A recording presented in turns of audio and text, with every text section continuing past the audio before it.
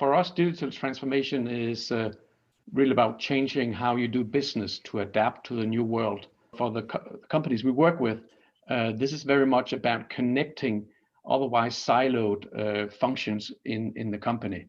Mm-hmm. So digital transformation is about having a seamless journey from the product development in engineering through getting it ready to bring to the market in a sales and marketing function, taking orders, go through the order fulfillment, have a manufacturing process, deliver the product, being able to service it afterwards.